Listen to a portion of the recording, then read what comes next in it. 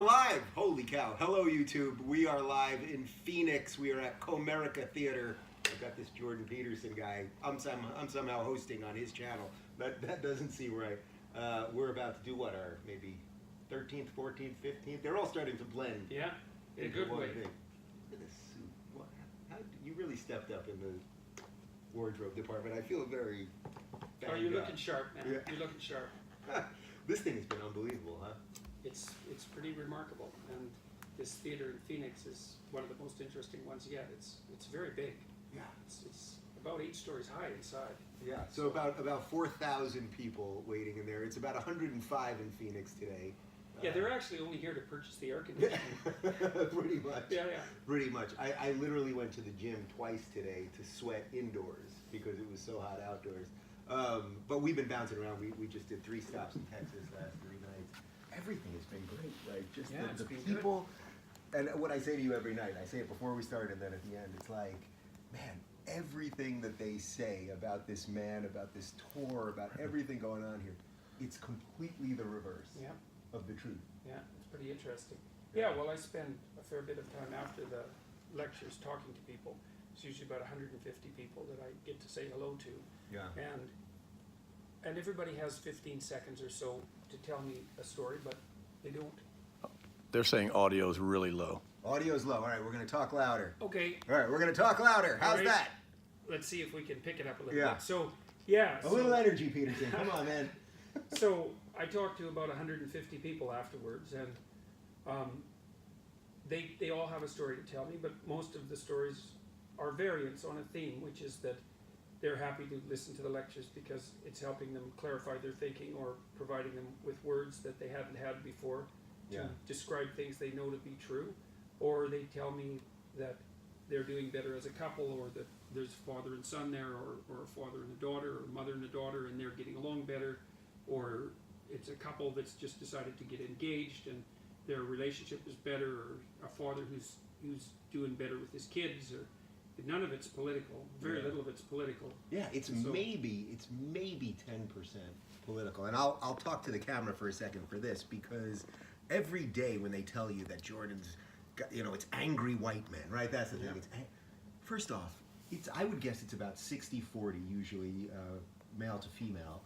There are gay people, there are black people, white people, Asian people. There were Muslims last night and Jews. I mean, the whole thing, all of that diversity that actually doesn't matter, it's all there. And they just consistently lie about it. Well, I think that it seems to me that let's say, the mainstream media types that have been pillaring me in various ways don't have a lexicon for dealing with a phenomena that's primarily psychological. They have to make this fundamentally political. Yeah. Even the political aspects of it, insofar as I'm not a fan of the radical leftists, for example, and But by the way, you've been slamming the radical right too. I mean, your whole thing, this is the irony of the situation, is you talk about the identity politics of I the don't right and the danger of that as much almost Yeah. on stage. I don't like collectivists. Yeah. I think it's a bad route, and Yeah. I think it takes us down a tribal path, and I think that the end destiny of a tribal path is bloodshed. And I don't care whether it's the left wing or the right.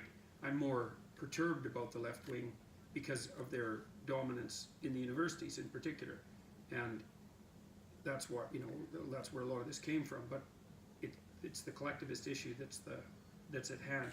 And almost everything that we've been talking about, that I'm talking about with the audience, is about the Western tradition of individual responsibility, essentially, also not individual rights, although they're part of the discussion. Yeah. It's funny to be, but I would also say that in the collectivist lexicon, there's no such thing as free speech, and there's really no such thing as individual responsibility.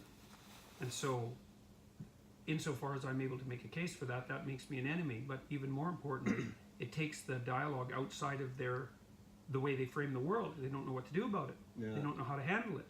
So they invent an enemy, essentially. Right. They don't really do the work intellectually to counter the argument, so they just do the same old thing. We were saying right before we started how a year and a half ago we didn't even know each other. No. The first time we ever did anything together was, I think it was November 2nd of 2016, which was a day or two before the American election. It feels like a lifetime ago.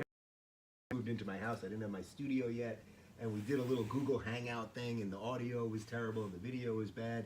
And you were telling me the Pinocchio story, which now most of your audience knows about, and you were getting teary-eyed, and it ended, and I thought, truly, I mean, I've said this to you, I was like, I don't know exactly what to make of this guy.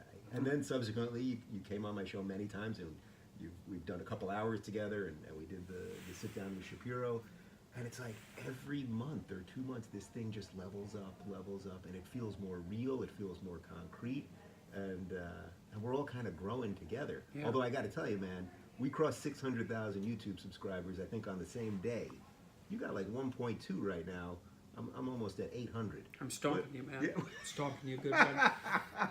I like competition. I do like competition. We do like that. Yeah. Yeah. But it's just so cool watching this whole thing grow. Well, together. luckily, as hundreds of millions of people come online, we're not going to run out of audience. Yeah. Because there's another 2 billion people to join the electronic web with enough bandwidth to start streaming video. So Yeah. it looks to me like this whole online video and audio and podcast world is just getting its legs underneath it. Yeah. God only knows where it's going to go. All right. Well, since we're behind the scenes in the green room here, let's Yeah. just do a couple behind the scenes things All right. here. First off, just how you feeling while doing this whole thing? My health is improving very much. I'm much better than I was a month ago, and incomparably better than I was a year ago. Yeah. So that's really working out well, and Yeah. I'm having a very nice time with the audiences. They're unbelievably. Isn't it incredible? Positive. I mean, meeting these people, like just literally we haven't had one protester. No, Just everyone. I guess you know, they're planning something in Portland. Yeah, we'll see about Portland. Yeah, Right, if it's going to Richmond, happen, apparently. if it's going to happen, it's going to happen in Portland. But Yeah. really, you know, every night after the show, you meet a certain amount of people afterwards, and I usually go out into the crowd. Yeah. And there's hundreds, sometimes thousands of people wait, and it's like, man, they just want to hug you and say I get something lots of nice hugs. to you. A lot of hugs. A Yeah, lot of yeah. hugs. It's pretty From cool. all these vicious people. Yeah. Yeah. It's a good thing you're not a germaphobe. Yeah, yeah. Well, the other thing too is if I'm protested in Richmond or Portland to any degree, I'm going to videotape the lecture and put it online, and then people can see what's being protested. Yeah. I think so. I think that's the plan. When we do these, they've pretty much been different every single night. I mean, we've Yeah. done about 15 shows, and I mix it up a little bit every night. You know, there's Yeah. a couple jokes in there that are the mainstays, some lobster stuff and the rest. But Yeah, well, you can't dispatch the lobster jokes. the lobsters have to be in there.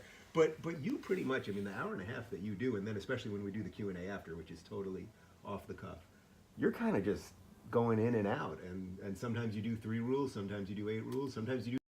It's kind of amazing. Yeah, well, I'm trying to develop a very large corpus of stories around each of the chapters, and then I can mix and match them. And I'm also trying to push the ideas that I've been developing in the book farther ahead with each talk. Yeah. And so I spent a lot of time talking about the relationship between hierarchies and goals and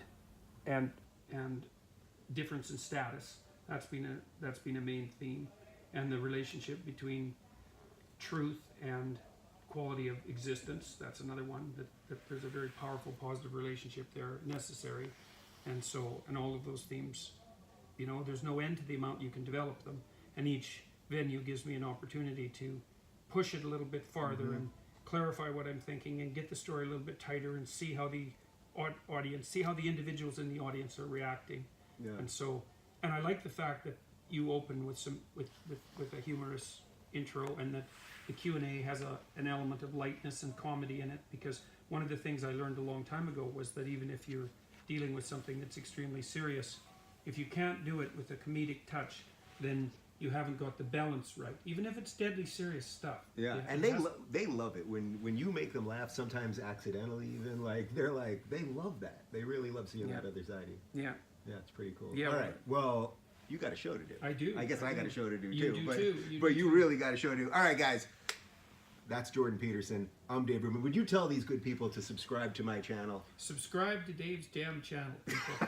Yeah, he needs the subscriber. He's falling far behind, and he's feeling like the bottom lobster. Don't make me the bottom lobster, guys. I get it. He's the top lobster, but can we be second level lobster or something? All right. Well, All right. it's going to be fun tonight, and we look forward to seeing you guys. We're doing this through July, and then you're continuing into August. Yeah, and maybe September too. We're Yeah. thinking Well, I'll about jump some if you extra venues. if you Good. jump back in September. I'll jump back Good, on you. good, good. Okay. All right, Dave. All right. Awesome. Yeah, Great. you bet. Thanks, Johnny.